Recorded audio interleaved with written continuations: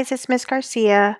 I wanted to go ahead and get this lesson done for you. It might be short and sweet because it's pretty late at night, as you can probably tell, and I'm going to do my best. Just a quick update. There will not be any Zooms for my classroom, probably until next Friday or so. So just keep an eye out for any updates, but there will not be any Zooms, okay? So if you have any questions, just try to email me or send them through Remind, all right? But every day you need to be logging into Schoology and working on the work for that day. You guys should already be getting in the habit of what that looks like. I'll try to make sure that there's video lessons for you, but if not, just follow the instructions as best you can, okay? And make sure you're getting all that work done. Quick reminder, tomorrow you need to have turned everything in and made sure you have all your assignments completed, okay? So let's go ahead and start with today's lesson. It is, again, all about grammar, part 2. I know, the horror. As warned yesterday, we have more than one day of grammar. You were forewarned, therefore you should have had time to dwell in your feelings and your hatred. I know I did. I complained a lot. So I know you're probably thinking, Ms. Garcia, what does that even mean? And it basically just means I told you yesterday so you had time to complain before class. But we really need to put the parts of speech into practice and make them into sentences. So now we can move on, okay? So you really need to learn the differences between the punctuations. Those are critical. Now, every year, you would think this would be something easy to remember, but it's not. I get whole essays with like 2 periods in them. So we really need to make sure you guys have a strong understanding of punctuation. So you are going to go through the Nearpod. Again, just put your first and last name so I can give you credit. Don't try to launch it outside. Don't just stay here in Schoology. Put your first and last name and hit join lesson. So my name's Andrea Garcia, and we're going to go ahead and move on. So standard punctuation, right? Do I need a comma or do I need a semicolon?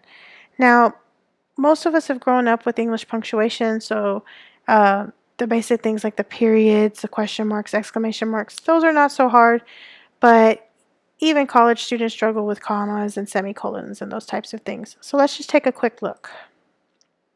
Okay.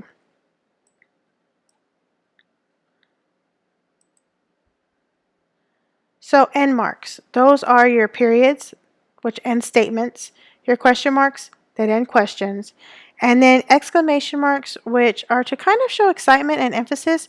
Do not overuse exclamation marks, guys. I know sometimes I run into this, but think of it almost as screaming, right? I don't want you screaming at me. Like, hey, Miss Garcia, what are you doing? Like, nobody wants to hear that or even see that in text, so don't overuse the exclamation mark. Now, commas. These are tricky for almost everyone, but I'm not going to lie, I love commas. So let me go over this and then I'm going to show you some quick tricks, okay? So we use commas to connect introductory, interrupting, and some concluding material. Interrupting material will be included, you'll include a comma before and a comma after. And then with the introductory and the concluding, it's right there in the middle. You just use one. So this is where I really want to show you some tricks real quick. So trick number 1 is called flip it. You use them for introductory and concluding. So it's how you check to see if your comma is in the right place when it's separating 2 parts of a sentence. So example 1, if you study hard, you can pass the test. So to check if this comma is in the right place, you're going to flip it. So what you're going to do is you're going to take the part after the comma and move it to the front. So it turns into, you can pass the test if you study hard. Does that sentence make sense? Yes. So the comma's in the right place. But let's look at one that maybe isn't right. So example 2, when I return from the store, we will go to the movies. So remember, I'm going to flip it and I'm going to start after the comma. We'll go to the movies when I return from the store was. We. Does that make sense? Nope. So the comma is not in the right place. So the actual correct comma placement would be, when I return from the store, we will go to the movies. I can flip it to check it. And so we will go to the movies when I return from the store. So whenever you see a comma that's separating a sentence and it's just one comma, flip it. If it makes sense, it's in the right place. If it doesn't, then you need to fix it and see where it makes sense, okay? The second comma trick is called delete it, and that's for interrupting information. So that's when you have two commas, right? Now, down here at the bottom, I want you to know that an interrupter is normally additional information. So it's information that the sentence would be fine without. That's why we can delete it. So let's take a look. Example 1, the students on a good day can handle 2 assignments. So I'm going to delete the information that's in between the 2 commas. The students can handle 2 assignments. Does that make sense? Yes, it does. The commas are in the right place. But let's look at one that might not work. So Liz, my younger sister, decided to move to New York. So I'm going to delete the information within the commas, and that would become Liz, my decided to move to New York. That does not make sense, so the commas are not in the right place. So the correct comma placements would be Liz, my younger sister, decided to move to New York. If I delete the information within the commas, Liz decided to move to New York. That makes sense, and therefore it's correct. So these 2 tricks, I'm going to have you guys practice all year long, and so you get really used to it. So when the star comes up, when they ask you about commas, you're going to be a pro at it, okay? And I use these all the time, and it's super helpful. So commas are also used with a coordinating conjunction to connect 2 sentences. So and, but, for, or, nor, yet, and so, okay? So here it says, Jasmine will pass the comma test, comma, but slacker Sam will not. So these words always come with a comma, especially but, and you always put it before. All right? So if you have any questions with that, just let me know. I'm going to have practices for you as well. You're really going to want to study these because there is going to be an escape room tomorrow that you'll use some of these with. And then next week on Friday, you will have a exam that kind of goes over this stuff. So commas part 3, use and alone to connect 2 items. Use commas and an and to connect 3 or more items. So if I was to say Miss Garcia is beautiful and intelligent, there would be no need for a comma there. However, if I was to say Miss Garcia is intelligent, funny, and charismatic, I would have commas to separate those. So any type of list, okay? So semicolons. Miss Garcia loves semicolons. They're her favorite, so I'm really gonna teach you how to use these later. But kind of just review this slide and kind of get to know it a little bit. But I'm gonna review it hardcore throughout the year because I really want you to use semicolons because they take your sentences to the next level and make you look really smart. That's why Miss Garcia uses them all the time. So just go over this slide. Let's see. Apostrophe shows possession. So do not use apostrophe S for plural things, more than one. No, no, no. That's only an S. But when something belongs to somebody, it's apostrophe S, okay? So definitely take a look at this slide because there are a few rules.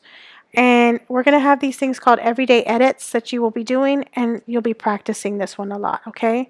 I'm not going to go over this one too much because you've kind of been learning this since you were in elementary. So that's the end of that.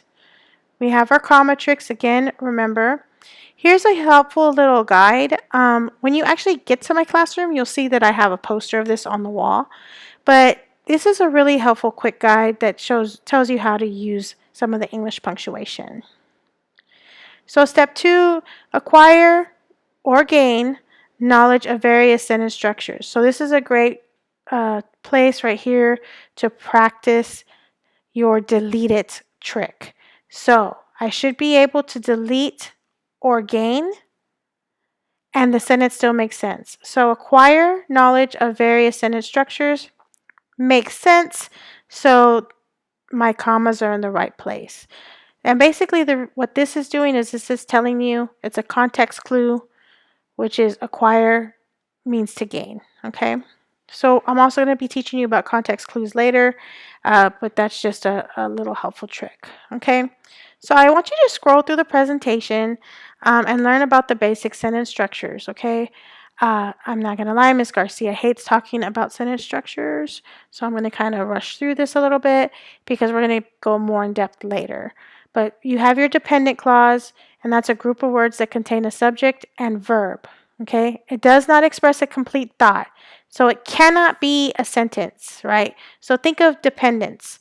If you're a military brat, you know that a dependent is somebody that is young and relies on the soldier, right? So think of a dependent as almost like a kid, right? It can't survive on its own. Somebody needs to feed it, somebody needs to help it. Same thing with these sentences. If it's a dependent clause, it cannot stand by itself, okay?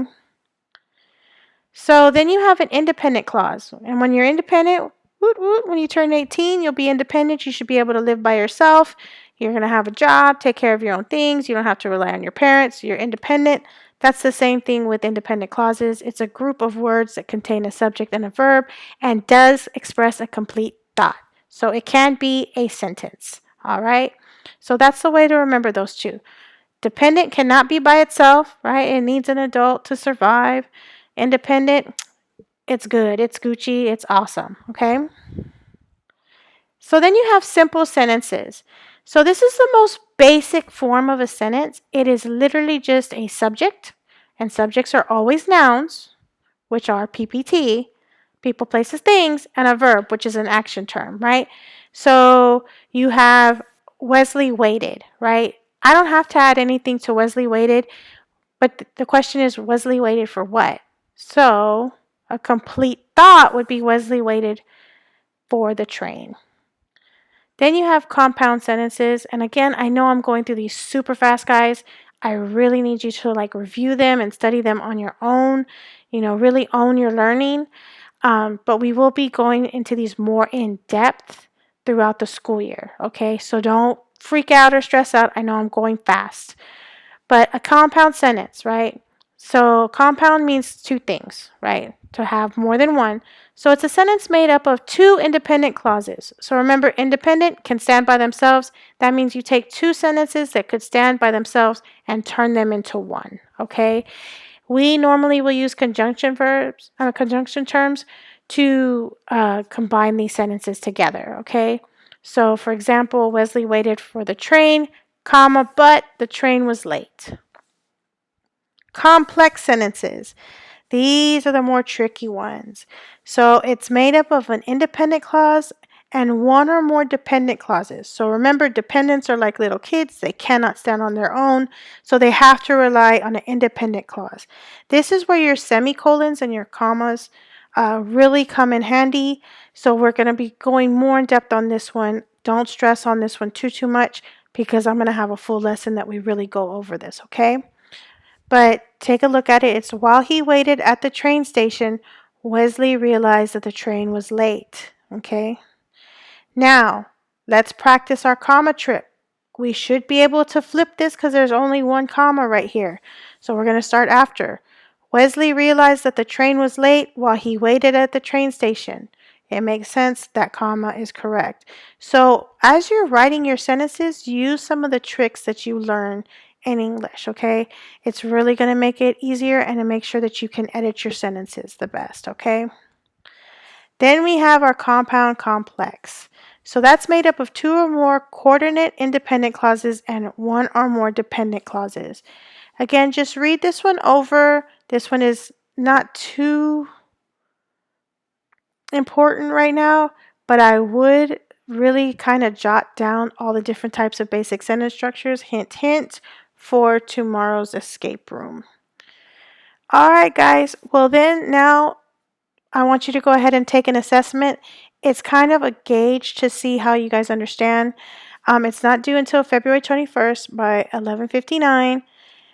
This one, you do have 20 minutes.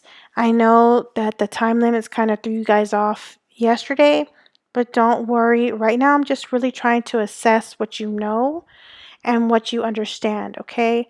So be confident. You're ready to take it.